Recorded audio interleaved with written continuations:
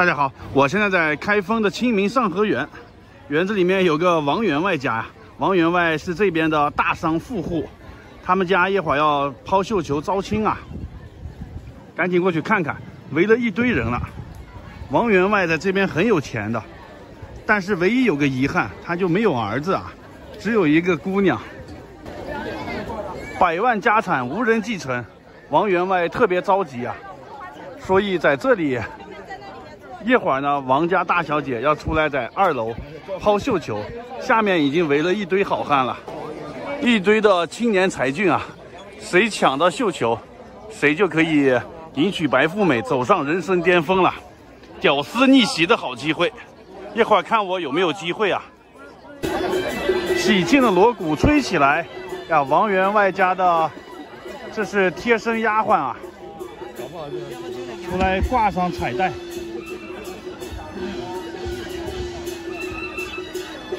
王员外出来了，各位来宾，各位公子，王小姐抛绣球招亲，马上就要开始了，有请王员外。呀，王员外出来了，我家小女知书达理，开封首富啊！承蒙圣上谕旨，他在4楼抛绣球招亲，还望着楼下的未婚公子踊跃上前呐！挂红灯啦！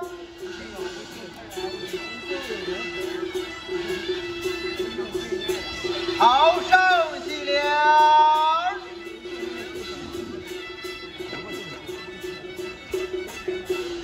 诸位，我家小姐呀，那生的是眉清目秀、唇红齿白、冰肌玉骨、国色天香，那可谓绝世无双，其实再生啊！有请小姐。哟，小姐这边来一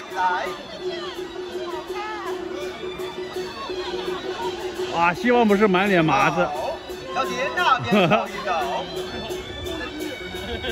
小姐就露一面啊。送小姐回房。又回去了。诸位，刚才都已经看到了，我家小姐呀，不但有倾国倾城之貌。更有举案齐眉之德，琴棋书画便是样样精通啊！对楼下追未婚公子，那可是一个千载难逢的好机会。诸位，请做好准备，抛绣球招亲现在开始。有请小姐。小姐穿的跟丫鬟不一样啊！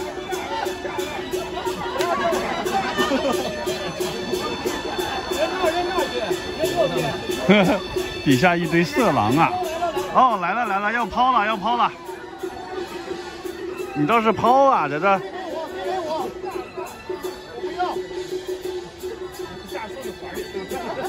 吊人胃口呢。这边有个大哥已经等不及了。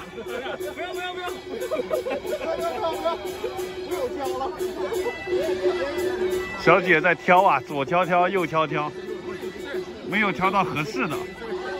哦，哎。骗人的！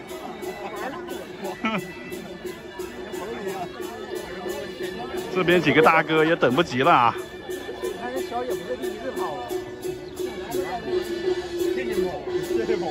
小哥，哦！哇，谁抢到了？各位公子啊！好，请楼下接到绣球这位公子上楼来与我家小姐拜堂成亲。哇！不要走开，稍等片刻，新郎新娘将与大家见面，恭喜百年之好。这么快就要拜堂成亲了吗？这样太快了！哎，这么多人等着看好戏呢！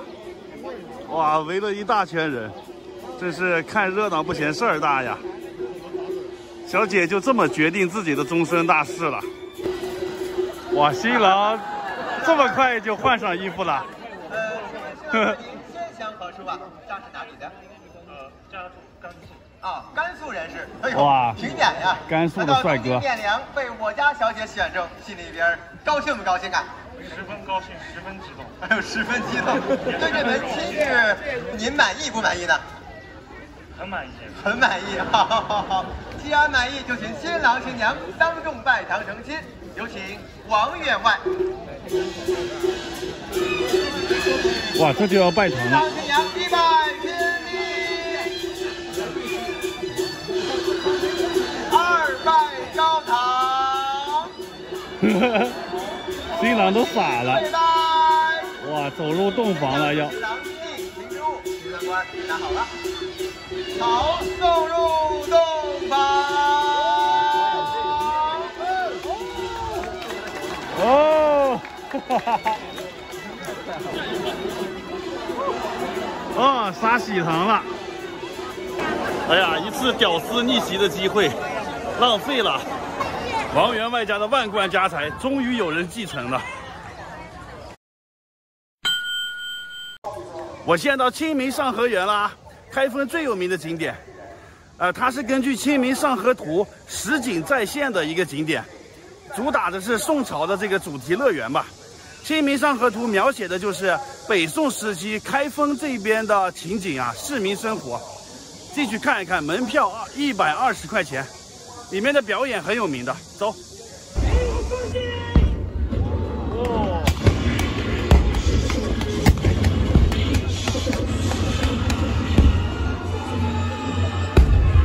全场戒备，准备迎敌。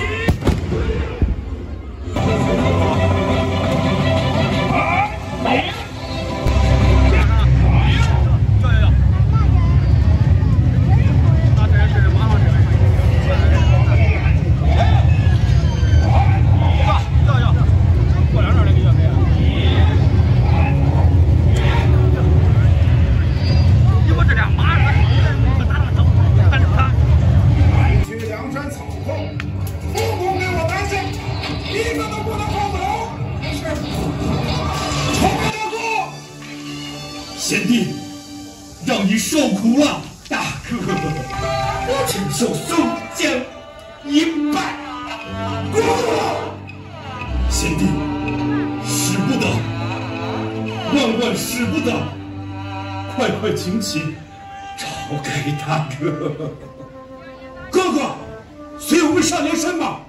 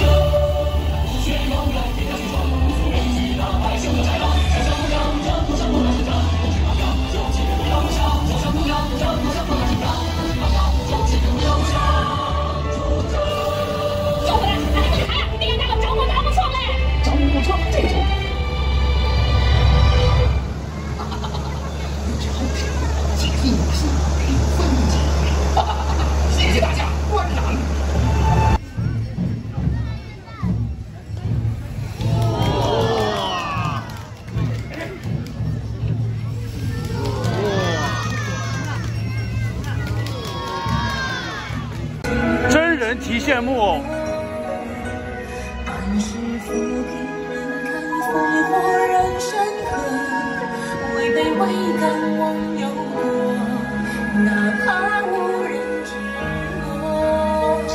这个东西我觉得治失眠的，一直转着就睡着了。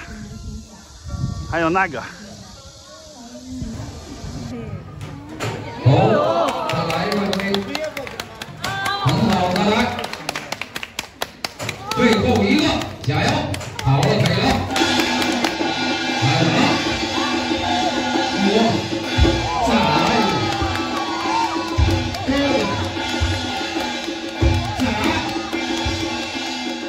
最后一个，这是什么呀？冰棍吗？对呀，冰棍儿。那你给我拿2根。那啥了？刚才给我拿2根，让阿姨拿回去呢。哦，这样子的。滑梯，感受一下小朋友的快乐，重温一下童年时光。哇塞，我直接就躺着了，速度好快呢！哇！哈哈哈哈！哇！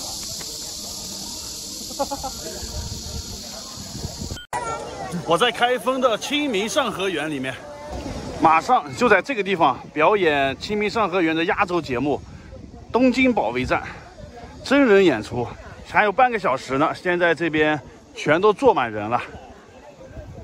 今天太阳很晒啊，都打着雨伞，全是人，哈哈。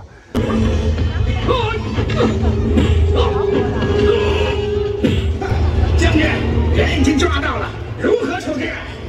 好，把他们统统押到船上去。是。走，喂，大帅，前方便是西水门。好，传令全军准备攻城。是。你送兵听好了，晋国大军在此，还不可开城投降。呸！今贼休想！我大宋将士应为玉碎，不为瓦全。开炮！哇！给我放箭！哦！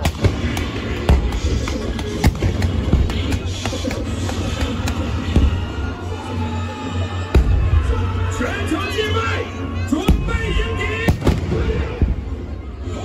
哇！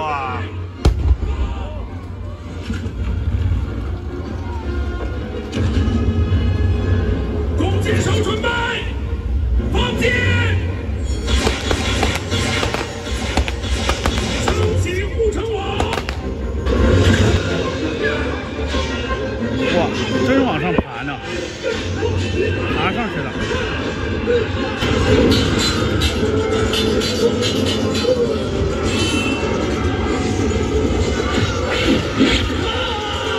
李大人，知道你久战沙场，思念亲人。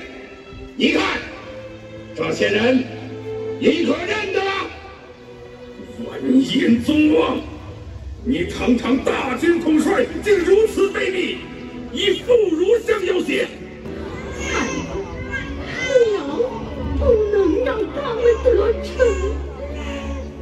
我大宋百姓宁死不屈，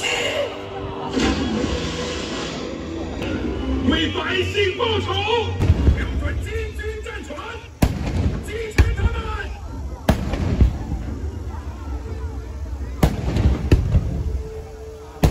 大帅，大帅，我军战船被四面炮火击中了，我们还快撤退吧！哇塞，连发好几炮，在这边都感觉地都在动啊！刚才那个火焰扑过来，感觉扑的脸上都很热。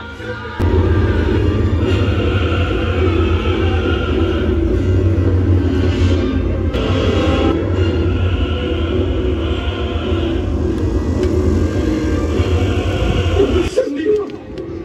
我们胜利了！宋朝将士们英勇奋战，成功的阻挡住了金兵的进犯，粉碎了金兵由水路攻下东京城的企图。胜利啦！宋朝战胜了金贼。看这个群众啊，刚才好多人在鼓掌，太棒了！实景演出演完了，全程15分钟。刚才爆炸还是挺震撼的，哐哐的直接就炸了。这个地方很晒的，来的时候一定要带上雨伞啊，晒死了。大家好，我现在在河南开封，今天来看一看黄河。看我身后啊，黄河母亲河，这个河面好宽呐。黄河在开封这一段非常值得一看，因为这一段叫做地上悬河。地上悬河是什么意思？就是黄河的河床比开封市市区高了7到9米，7到9米有2到3层楼那么高吧，感觉头顶上悬了一条河一样，所以叫做地上悬河。这地上悬河危害很大的，因为一旦它决口的时候，这河水就可以顺流而下，淹没开封了。历史上开封被淹了上百次呢，所以开封有一种说法是城落城，地下落了6座城呢。因为它淹一次，这个黄河里的泥沙就淤积一层。在这里可能感觉不到它是地上悬河，我放一个示意图看一下吧，一目了然。从这个图上，我们就可以清楚的看到，黄河的河床是高于开封市区的，所以黄河一旦决口，开封就遭殃了。这就是地上悬河了，到现在也不知道有没有什么好办法来解决它呀。我现在黄河岸边的堤坝上，每隔一段就会修一个这个堤坝，一连修了好几十个呢。看看黄河的河面啊，非常的宽阔，最宽的有好几公里长呢。黄河里面很多漩涡的，还有暗流，还有暗礁。为什么叫黄河？看一下这个水面啊，果然是黄的呀。再往下流就是兰考县，再流过济南，然后从营口汇入渤海了。黄河之水天上来，往这边看一下，有没有这种感觉？上游不远的地方就是郑州，出了郑州的邙山，这个黄河水再也没有大山阻隔了，一路都是平原，奔腾而下。那里还停着一条船呢，看着像是旅游船。这个地方是黄河旅游区，但现在没什么游客啊。这一片大的空地应该是黄河的泄洪区，与汛期来临的时候，黄河水位上涨，就会把这一块淹了。这一大片泄洪区应该是不能种庄稼，也不能盖房子，不能有人居住的，就是为了防止黄河水患给它留的这个泄洪的地方，特别长。下面我就用无人机来航拍一下这段地上悬河吧，空中视野看得很清楚。开封在历史上被黄河水淹了上百次，其中比较严重的有这么几次。第一次呢，是战国时期秦国攻打魏国，决开黄河，水淹开封。然后是明末崇祯年间，官军围剿农民起义军，闯王李自成，决开黄河，水淹开封。再就是1841年道光年间，黄河决口，皇帝派林则徐来开封这边赈灾。然后38年的时候，为了阻击日军，又把黄河决口，又淹了一次开封。这几次情况都是比较严重的。这边有个大叔在放羊啊，看看有多少头羊。40多个。2000块钱一只，40只，8万块钱。这大叔带着8万块钱在黄河边遛弯呢，太有钱了。大叔你好，比打工挣钱多了。打工，打一年不一定能挣8万块钱。好的，关于开封的黄河就拍到这里了。这里真的是太晒了，我赶紧要走了。过2天去郑州再看一看黄河。好，拜拜。大家好，我现在在开封的铁塔公园，看我身后这个塔，是不是感觉气宇轩昂、挺拔有力啊？这个就是开封著名的地标铁塔，它可是个有故事的塔呀。这个塔一共高是55.88米，它有13层呢。它是始建于北宋宋仁宗时期，就是开封包大人包青天那个时期啊，到现在已经将近1000年历史了。在这1000年历史中，它经历了37次地震、18次大风，还有15次黄河的大洪水，一直都没有倒，屹立不倒，而且还经历过小日本的炮火，一直都没有倒。我们在这个角度看一下，塔身现在其实有一点倾斜了，往这个方向偏了一点。大家仔细看，发现了没有？这边是东南方向，这边是西北方向。它北边有黄河，黄河经常泛滥，泛滥的时候就把这个塔就淹了，这下面几层就淹了，然后淤泥就把下面这几层给盖住了。我上网查了资料了啊，这个塔呢建造的时候其实是往西北方向偏那么一点点，和现在偏的方向完全相反，就是说它的地基是东南方向高一点，西北方向低一点，这样建好的塔呢就是往西北方向偏一点。当初设计建造的时候就是专门这样设计的，这样可以保700年不倒。现在已经将近1000年了啊，太厉害了朋友们。现在为什么往东南方向偏了？是因为常年刮西北风，这样吹，一直吹了上千年，把它吹到反方向来了，有意思吧？从这塔下面往上看呀，哇塞，真的是非常的挺拔，非常的高，又瘦又长。每一块砖上面都有琉璃瓦，都刻的图像呢，刻的各种图像，有飞天的、佛像的，各种各样动物的、飞禽走兽的，很精致。这塔一共是13层，每一层8个角，角上面再挂上铃铛，风一吹的时候，叮叮当当的就开始响了。这个铁塔其实并不是用铁做的，它是用砖盖成的。为什么要叫铁塔呢？是因为塔身啊覆盖了一层褐色的琉璃砖，从远处看呢，就像是用铁做的一样，黑不溜秋的，所以当地人都叫它铁塔。这个塔是可以上去参观的，这里有入口，门票是30块钱。让唐僧来这里就好了，唐僧只要看见塔，就肯定会上去扫塔的。我现在河南开封府后面正在表演那个包拯断案呐，人好多呀。上个视频带大家游览了开封府，这个视频呢，去这边的牢房转一下，看看古代的监狱里面是什么样啊。门口有2个士兵把守，以前包拯在那边上堂的时候，他不是有带犯人嘛，就从这个地方把犯人带过去啊。现在有好多游客啊，这边就是关押犯人的地方。正对面这个典狱房就是这边牢头还有管教办公的地方。这里有一个玉神庙，供奉的是这个人叫高陶，他是尧舜禹那时候的人，因为他办案比较公正，被后代的这些人啊尊称为玉神。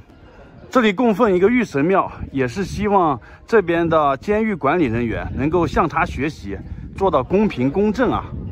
从这里看一下牢房啊，它是男女分开的，分开关押，这边是死牢，这边是普通的牢房。墙上写的刑罚无喜，罪恶莫瞒。现在我们牢房写的什么？写的改过自新，重新做人，是一个意思啊。先去看看这个男牢房，是这样的啊，左右各有3间牢房，顶上是有铁丝网的，是逃不出去的。以前这个铁丝网上还会挂铃铛，你只要一动这个铃铛就会响，这个监狱的人就会跑过来啊。看看里面是什么样的，反正这里面光线都比较暗的，就是地上有一个台子，上面铺了很多稻草。以前这边都是有隔断的嘛，一间一间隔开，现在为了让游客来参观，他都把隔断打掉了。反正走到这里面还是比较瘆人的啊，比较瘆得慌。这门上都打的门钉，很结实的。牢房里的环境很不好啊。这就是男牢的情况了。看完男牢房，再看一下女牢房。男女里面的格局是一样的，都是这样的。上面是有卫兵在巡逻的，根本没有机会逃出去啊。里面也是一样的，铺的稻草。河南的冬天是非常冷的，大家想一下，这冬天会不会给他们烧暖气呀，或者是烧个炉子呀？肯定是在这边挨饿受冻的，所以是非常痛苦的。你只要进了牢房呀，不死也要脱层皮。最后再看一下死牢，死牢上面是一个虎头，下面这个门啊比正常的门要矮一点。这什么意思？就是你进牢房的时候，你要低头嘛，代表你低头认罪，而且你是阶下囚啊，你要低人一等，就这个意思。好，低头钻进来，里面又有一道门，双重保险。里面是一个小院子，这里呢有一口井，供牢房里面的人喝水用啊。这个井口特别小，是怕这个犯人想自杀跳进去，所以故意把井口修得很小。就是这样的。男死牢关押过青面兽杨志，就是《水浒传》里面那个杨志。再去女死牢里面看一下，照样是低头进来，低头认罪。这里呢有一个流沙墙，这什么意思？就是防止犯人他们把墙挖个洞想跑出去。它这个墙啊是有夹层的，修了2层，中间添上这个沙子。如果你想在墙上挖洞逃出去，那么夹层里面的沙子就会流出来，把洞堵住。哎呀，古人真是设计的太聪明了。这边还有囚车，跟电视上演的一样啊，把犯人拉出去游街示众，拉到那个行刑场地砍头。这里是一个十字架啊，把人绑上去，绑到架子上严刑拷打。前2天我刚参观了山东运城那个监狱啊，那里面还展示的各种刑具啊、枷锁呀，这个还好，没有把那些恐怖的东西展示出来。这个牢房还是比较中规中矩的。这个视频就拍到这里了，大家看完帮我点个赞，拜拜。大家好，我现在在开封，这里有一幅放大版的《清明上河图》。《清明上河图》有多有名，就不用我多讲了吧。但是呢，没点文化还真看不懂呢。我买了一个小的《清明上河图》，这个视频咱们就讲点有文化的。这个《清明上河图》到底好在哪里？它里面画了些什么内容？它想反映什么问题？一起来看一下。先把画展开，这幅画真的太长了，一个桌子上都放不下。原画有5米多长呢，我这个是缩小版的，有3米多。那么这幅画到底画了个什么呀？它画的是北宋时期的开封市井生活。我们知道北宋的首都就是开封，开封是当时最繁华的城市啊，相当于现在的北京。这是这幅画的总体背景。然后这幅画呢，作者是站在上帝视角画的，他是用的俯视的这个笔法来画的啊。这幅画因为太长了，我们看的时候呢，可以把它分成3部分。最中间这里呢是一座桥，然后结尾的地方是一个城楼，这就是表示进城了，开封城，当时世界上第1城市。开始呢是这个郊区，看这幅画呢就像一幅电影一样。电影刚开始呢就是从郊区，慢慢的它就开始进城了。这一路上的所见所闻，看到什么它就全画在这张纸上了，这就是画的内容。下面咱们分开来看啊，先看第1部分。画卷一开始呢，这个开封的郊区城外人烟稀少，树林很茂密。这边有个人砍柴回来了，用驴呢驮的柴，然后他开始慢慢的进城。这边的时候呢，就有接亲的队伍啊，这里还有父子2个骑的驴啊，从城内往城外走，可能是要回家去了。这边呢，慢慢的房子啊就多起来了，路上的人也多起来了。可以看到有挑担子的，开店的，这是住宿的，各种的情景就开始来了。然后这里呢就有了很多的船只，船上呢有很多货物，然后这里还有扛麻袋的，古时候的苦力。从这里就可以了解到北宋时期的船是什么样子的，当时他们住什么样的屋子，打扮是什么样的，就都能了解了。然后这条河呢是汴河，汴河是和京杭大运河相通的，南方的货物通过这条河就可以源源不断的送到开封来。可以看到河上面很多的船只，还是挺繁忙的。一直到这里就是第2部分中心点，这个就是整幅画的最中心，画的一个虹桥，一个拱桥，桥底下呢还有很多的船只要穿过这个桥，桥上面呢也是人来人往，熙熙攘攘的，南来的北往的，桥的2边呢有很多的商铺，特别的繁华。这里呢还有个隐藏的点，我们一会儿再讲。船一直走到这个地方呢，这汴河就结束了，船只就要在这里靠码头，然后往岸上卸货。可以看到船这里呢搭的很多梯子，这就是往岸上卸货用的。卸完货再从岸上往上装货。可以看到岸边有很多挑货的人啊。然后这里码头肯定是最繁华、人最多的、最热闹的地方嘛。可以看到有各种的贩夫走卒啊，还有牛车，反正这里生意很好吧，特别热闹。再往这边走呢，这边有守城的官兵啊，很慵懒的坐在这里。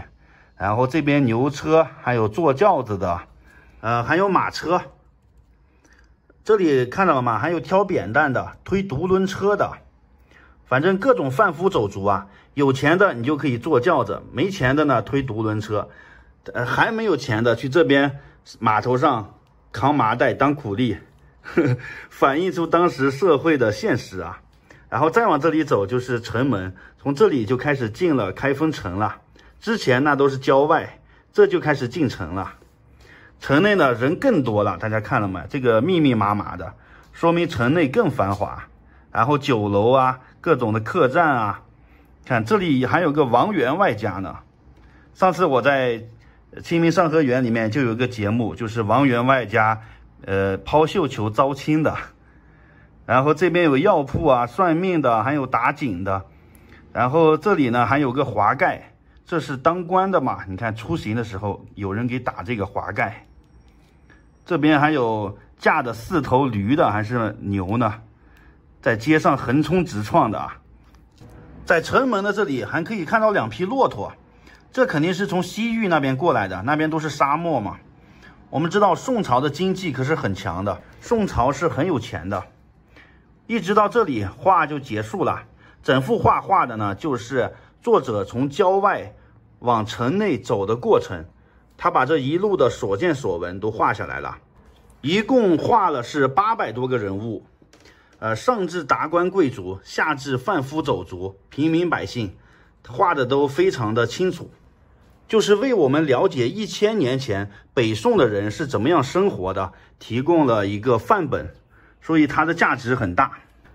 从画中我们就能感受到北宋当时特别的繁华，这个繁华的景象，不愧是当时世界上最大的大都市啊。但是这幅画作为国宝啊，传世经典，它仅仅是画的这个繁华的景象吗？显然不止于此啊。所谓外行看热闹，内行看门道。我们在表面上看到的是北宋时期繁华的市井生活，其实呢作者在画里面还隐藏了很多信息，就是繁华之下隐藏着危机。只有看到这幅画中的危机，你才能了解这幅画的精髓所在。咱们仔细看一下啊，这幅画中隐藏了很多的危机，我挑几个重点的说一下。首先它最大的危机就在画的正中央虹桥这个位置。首先从构图上来看，竖向的拱桥，横向的汴河，这一横一竖在这里十字交叉，这就形成一个结构上的冲突。再看一下桥上面呢，这边有一个坐轿子的官员，这边有个骑马的官员，两个人呢迎面走来，谁都不相让啊，谁都不让谁，这又是一个矛盾点。再看一下桥下面这个有个船，这个船挺大的，但是我们看好像要翻了一样，这个船头已经翘起来了，而且船身是倾斜的，就感觉马上要翻了。船头呢有好多船夫拿着桨啊，好像要改变船的方向一样，因为船跑偏了嘛。而且大家看这个桅杆也没有放下来，你要穿过桥洞不放下桅杆怎么行啊？马上要撞上桥了，你船又走弯了，而且船头又翘起来，桅杆也不放下来。所以岸边的看这个人，他看得很着急啊，他把这一切都看在眼里，他估计在大声的喊，哎，船要翻了，你们快跑啊，是不是有这个感觉吧？而且这个桥上呢也有很多看热闹的人，也有很多人拿绳子抛下来要救船上的人啊。大家想一下，作者为什么要把一个快翻的船放在整座画的最中央？这肯定是有用意的，有含义的。我们如果把这艘船理解成北宋这个朝代，你一下就理解这幅画的含义了。因为这幅画画了20年以后，北宋就灭亡了，被金兵灭亡了。宋徽宗啊、宋钦宗啊这些皇室呀，都当了金兵的俘虏了，被人家俘虏到草原上，受尽各种凌辱。所以说这艘船现在看得很繁华，但是它已经到了最危急的关头了。你如果前途你再不把方向调正啊，再不理顺这些关系，那等待你的只有是翻船，只有是覆灭了。所以这里画的船还有桥上的文官、武官、围观的人，还有整体的十字交叉的构图，它都是一个矛盾点，大家仔细理解一下。再说一个，这里还有一个守城的官兵啊，我们看很慵懒的坐在城门口，这边甚至有一个人都躺下了啊，武器呢都斜放着靠着城墙上，就说明当时的武备松弛啊，然后纪律很松散。然后这边呢，这个城门，这是城外往城内走的，城门上居然没有人防守啊！一般这么重要的地方，肯定是有派兵把守的呢，是吧？比如说外国人来了，你要查身份证啊，或者问问你是从哪里来的呀。但是我们看这个居然是无人把守的。当时北宋的周边可不太平啊，有西夏呀、辽啊、金啊，然后他们会派人来刺探情报啊。你看有这些西域的人啊，就往来的什么地方的人都有，居然无人把守啊。这也是作者一个暗喻。然后我们进了这里面看，这里是算命的一个铺子，很多人很迷茫啊，就问问自己的前程啊，来这里算命。这边呢有人在问路，不知道该去哪里啊，问一问路。这边呢是一个药店，这上面写的字呢是赵大夫家。这个是有含义的，为什么这个药店他姓赵？因为当时的皇帝就姓赵啊。别人来问这个皇帝，求医问药，说明这个国家他生病了。你这个姓赵的人作为掌权者，你该把这个国家带往什么地方？你该开个什么药方出来？面对着这些迷路的人，问自己前程的人，他们都很迷茫，不知道该往哪里走。那么你这个姓赵的主事人，你应该带领他们，带领这个国家往什么方向上走呢？往哪条路上走呢？对不对？你作为这个大船的掌舵者，你要带领这个国家往什么地方走？所以这也是作者提出的疑问呐。经过我的讲解，大家现在应该知道这幅画画了什么内容了吧？表面上他画的是繁华的盛世，其实他画的是盛世之中的危机。这才是这幅画的精髓所在啊！那放到现在，对我们今天有什么借鉴意义呢？就是我们要居安思危。好，这幅画就讲到这里了，大家有什么不同的意见吗？可以在下面评论啊！拜拜。